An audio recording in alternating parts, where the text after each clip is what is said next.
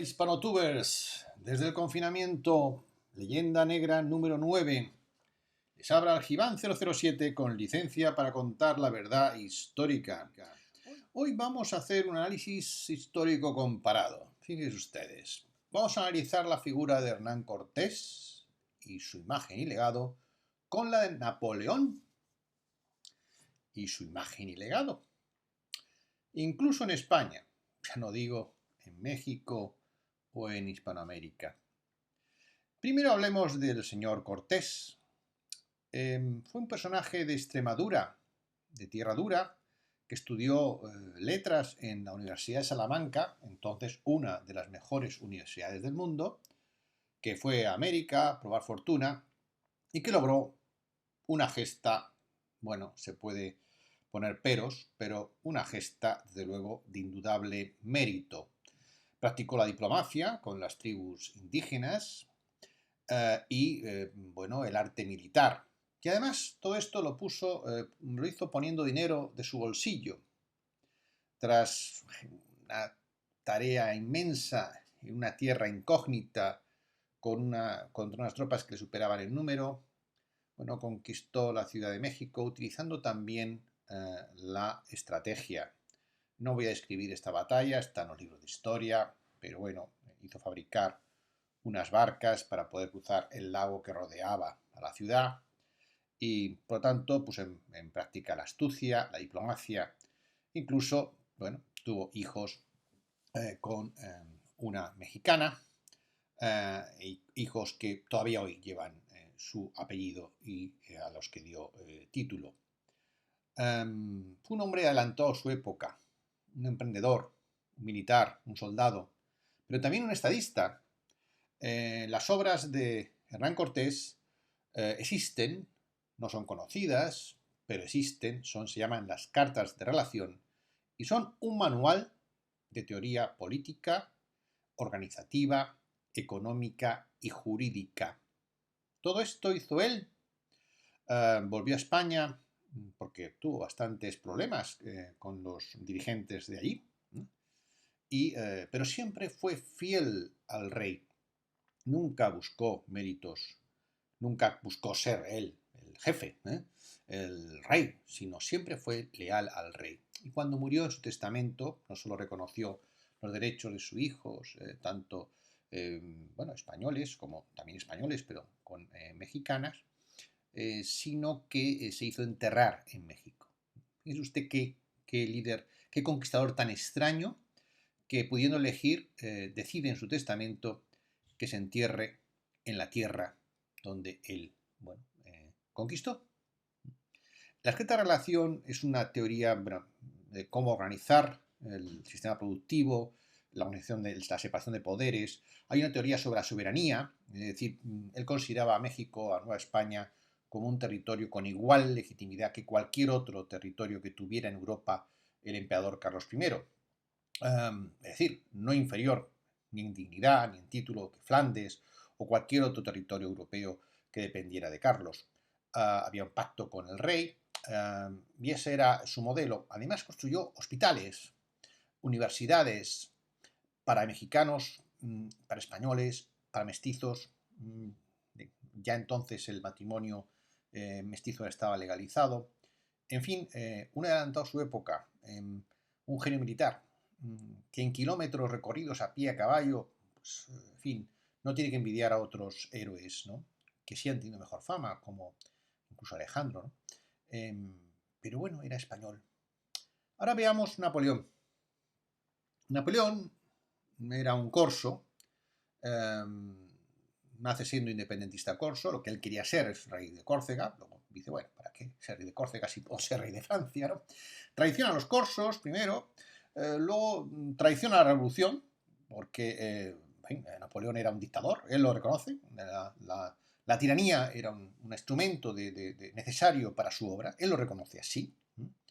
Era un tirano, por lo tanto, que un cónsul vitalicio, que se autocorona emperador, que crea una dinastía, quería crear una dinastía, fíjate qué republicano es eso, una dinastía personal, que nombra reyes a sus hermanos, muchos de ellos incapaces. Bueno, José Botella nos tocó aquí el borracho, pero en fin, había otros peores todavía, que sin embargo, cabreado, traiciona la revolución, traiciona a su esposa, Josefina, porque luego se casa con la emperatriz para poder, como digo, crear una dinastía, traiciona a todo el mundo, es odiado en Francia, se le exilia a Santa Elena, se le exilia varias veces, y es causante de 10 millones de muertos en Europa. Es probablemente el responsable de más muertes en Europa, antes de que llegara otro señor con bigotito mucho más tarde, que ese sí, que tiene peor fama. Bueno, pues qué casualidad que este hombre, que solo escribió retazos, luego se llaman sus memorias, pero en fin, que es una loa a su persona, prácticamente, un tipo con una vanidad increíble, fuera de toda medida. Quien le conocía muy bien era Chateaubriand. Chateaubriand dijo que era él, Napoleón, la encarnación del mal, prototipo de la vanidad humana. Napoleón le dijo a Chateaubriand muchas veces que colaborara con él, se negó siempre. Pero, oh casualidad, ¿qué ocurre? Cuando acaba ya, cuando es derrotado en Waterloo, por todas, nos unimos todos contra ese, es el maléfico. En Francia vuelve la monarquía. Esto no, la gente no se acuerda, pero la revolución fracasó. No solo porque se mataban entre ellos todos los días, Robespierre era un sanguinario, Napoleón era un sanguinario, sino porque después de la revolución vuelve a traer la monarquía. Y se dan cuenta los post-revolucionarios que Francia todavía no era una nación. Realmente francés solo lo hablaban en la región de la isla de France, la región de París, y que había que imponer no solo la lengua francesa, la sangre y fuego, con levas forzosas, sino que requerían recrear un relato victorioso nacional. Y necesitaban héroes. Y claro, ¿a quién tenían como héroes los franceses? Pues, hombre, podían tener a Richelieu, sí, pero este era cardenal, muy malo, en fin. Pero, hombre, tenían a Napoleón que había llegado a Moscú y a Egipto. Bueno, vamos a redecorar la vida de Napoleón. Y encargan a sueldo una biografía a Stendhal. Stendhal, que por otra parte es un gran escritor, pero era un agente cultural al servicio del gobierno francés. Y escribe una biografía completamente laudatoria de Napoleón, ocultando todas sus oscuridades y convirtiéndolo en el genio de la humanidad. Así lo llaman, genio de la humanidad. A partir de entonces, Stendhal, que fue echado de Francia por espía, o sea que nos da una pista de quién era Stendhal, pues a partir de ahí se crea una serie de biografías laudatorias de Napoleón. Otro de los que cae, como cae o quien lo cae, es Víctor Hugo, un discurso también diciendo que era el paradigma del hombre perfecto, Napoleón, y Napoleón pasa a la historia como un estadista, a pesar que traicionó a todos ellos, también a los españoles, que éramos sus aliados, y luego nos conquista. Sus aliados para que quería conquistar, en teoría, Portugal, para atacar a Inglaterra, y luego lo que hace es secuestrar a nuestros reyes y invadirnos. A pesar de todo, los hispanobobos pues, siguen siendo una gran parte, un porcentaje increíble, afrancesados. Bueno, esto es un misterio paranormal o paranormales. Tenemos muchos de esos en España, ¿no? Pero bueno, quiero decir que Napoleón es después enterrado en el Invalid, y ahí todo el mundo va a adorarle como si fuera un gran hombre. Bueno, la tumba de Hernán Cortés es difícilmente encontrable. Está en México, fue su voluntad, se le cambió de sitio, pero no aparecen en las guías turísticas y está en un estado lamentable y es difícil de encontrar. Comparación. Uno, Hernán Cortés, que, bueno, a Noriega le llamó el primer patriota mexicano, un hombre polifacético, con un manual hecho por él sobre teoría política organizativa, que amaba profundamente México, es vilipendiado todavía hoy por algún descendiente de español, como el señor Obrador, pues dice que pidamos disculpas por lo que hizo otro español, que creó México, que como dije el otro día, Nueva España acabó siendo un polo comercial, bueno, impresionante, de los más potentes del mundo, gracias todo esto a lo que ya dejó como legado Hernán Cortés, un personaje vilipendiado, sin embargo, con todos los méritos, y sin embargo Napoleón,